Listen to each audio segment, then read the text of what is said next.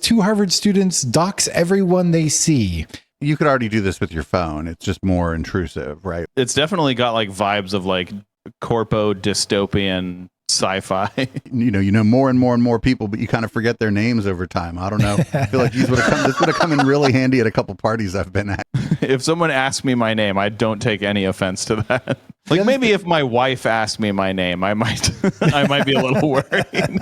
Hello, how the tech are you? This is our weekly tech show on Eplex Media. We talk about science news and tech news and whatever other science and tech stuff we feel like talking about. I am historian Matt, and I'm a co-host and co-producer on this show. My other co-hosts and co-producers will, introduce themselves later, hopefully. But I'll jump into my one and only story for today. And that is two Harvard students dox everyone they see. Basically, two Harvard students, Anfu Nugent and Kane R. Dalthio. Again, I butchered their names. I'm sorry. Hopefully we'll have it written somewhere. But you can check it out later. Anyways, they combined facial search engine called PimEyes with Meta Ray-Bans 2. So Meta Ray-Bans 2 is the smart sunglasses from Meta. And PimEyes is, as I said, a facial search engine that basically can take an image of somebody's face and match it up to, other images of that same face online, which can actually link you to stuff like social media and stuff. But after they identified people, they used the information on various search databases to learn everything about them and used an LLM to combine all the information together and pop it up in the glasses for them to see. So they could basically dox just about anybody they saw with the Ray-Bans, the Meta Ray-Bans on. So the Meta Ray-Bans look just like regular sunglasses, which are not obviously smart glasses.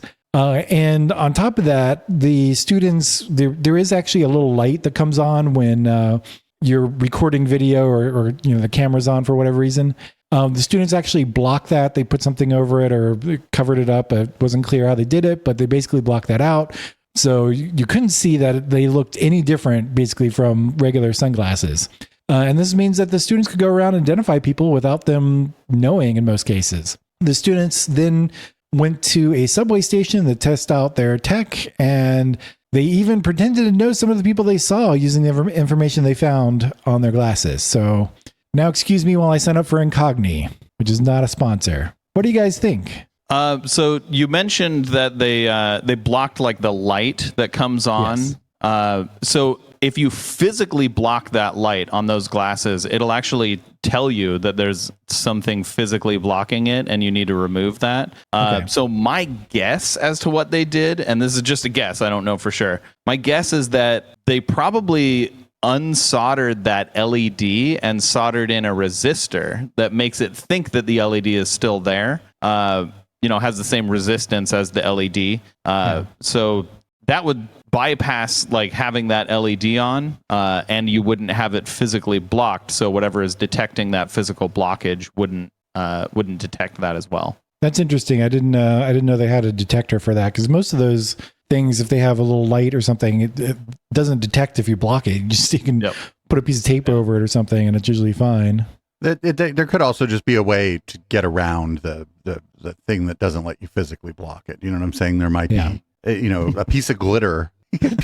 Stuck in there. You know what I'm saying? I mean, I don't know what mechanism they're using to tell whether or not the light is blocked. And so there's probably an easier way than getting in there and soldering that tiny stuff. But I'm just guessing here. You could already do this with your phone. It's just more intrusive, right? Like this is nothing that new. You could take a picture of somebody and reverse Google image search it and find out who they are pretty easily. Right. Generally. Right. I mean, but there's a big difference between like holding up your phone to everybody versus wearing these smart glasses that look like regular sunglasses, and that, and they block the light, so it really looks exactly like regular sunglasses. So all you have to do is just look at people and, or look in their direction, and it'll figure out who they are. It's definitely got like vibes of like corpo dystopian sci-fi. Yeah. I don't know. I feel like as I get older and, more and more people, but you kind of forget their names over time. I don't know. I feel like this would have come in really handy at a couple parties I've been at, Yeah, it'd be nice if it just popped up there. Yeah, that pops up their name and like where you met them before or something, or how you know them. That reminds me of like a Siri commercial that I just saw where someone was walking towards this lady at a party, and she asks Siri like, "Hey, where did I meet, this, or I met someone at somewhere at this place like 2 weeks ago. Who was it?" And Siri's like, "Oh, it's this person." And she turns around and goes, "Hey," whatever their name is. And they're like, "Oh, you remember me." Oh my God. I think it's I'm actually kind of kidding, because it's not the end of the world that you don't remember somebody like that you're just vaguely acquainted with, right? Or that that you know them, but you don't really remember their name or whatever. You go, what was your name again? I'm real bad with names. And then boom, you started a conversation. If someone asks me my name, I don't take any offense to that. Yeah, it's not a big deal. Like, especially it's somebody you're not connected with, Like maybe if my wife asked me my name, I might be a little worried. Right, which is different than saying "say my name," which is very say it louder.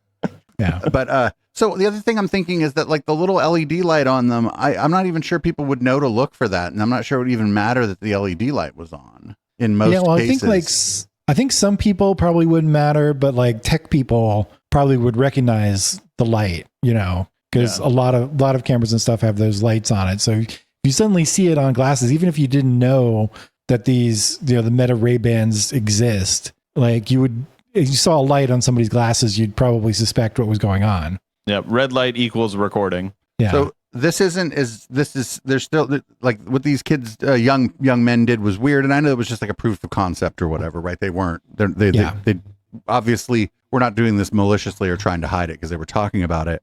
But this still isn't as bad as the time. What was that guy's name? Robert Scoble had those Google glasses on, and somebody took a picture of him wearing them in the shower.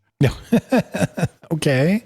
Took a picture of him in the shower? Don't worry, HK. It was like fucking shoulders up, all right? Okay, that's still creepy. Well, obviously it was, I have to assume it was like his partner or something, right? Somebody who has access to him in the shower. Okay. Yeah. Okay. I thought you meant like in a gym shower. No. I mean, in the shower. Like, but this is not as weird as that. Yeah. Well, also the students did not release any of the code or any. It's unclear if they actually wrote any code because they're basically just connecting different products together, but they're not releasing anything about any code that they have or anything that they no methods are being made public. Correct. It's even like I said PIM-eyes, but some people said that they didn't actually say they used that service, and that was just speculation of what service they used for the facial search engine. But there's a few of those you can use, so it's not a terrible guess. So yeah, and there's a lot of speculation from these different news articles. I don't know if the students themselves said it's like somebody who's like a scammer could use this to come up to strangers and basically pretend like they're an old friend or something and scam them into giving them money for whatever reason. It's a little bit worrisome. Yeah, I mean, go ahead. No matter what technology is available, confidence men or confidence people, confidence persons will use the technology to try to scam people. Yeah. Well, with my recent experience with the internet, I kind of assume there's nothing but confidence men on the internet right now. Speaking from experience, stringing these kind of like APIs together, it probably would not be difficult, I would assume, once you paid for whatever access you need to these APIs to build something like this. Yeah. I mean, 2 students did it. Admittedly, yeah, they're like MIT students, but it's 2 students. Right. Right. Well, hopefully more people don't do this, and I'm still hoping they bypass the LED light with a tiny piece of glitter. Sorry, 2 Harvard students. Oh, Harvard students. Yeah. But I think the more important thing here is probably they're 2 engineering students. I'm assuming. Yeah. Yes, they could be going anywhere really, and I think 2 if they're I think 2 software engineering students could pull this off. Like they don't need to be going to some university where some people still have a pocket watch. This has been How the Tech Are You? This is our weekly tech show. You can check out all of our other shows at echoplexmedia.com. And follow me particularly, I suppose. There's you show up sometimes there, but it's mostly me. That's at twitch.tv/echoplexmedia. Or maybe don't do that. You can support this project just by going to echoplexmedia.com and clicking the support link. There should be stuff here. I don't know, click the things here. Have a great tech and week.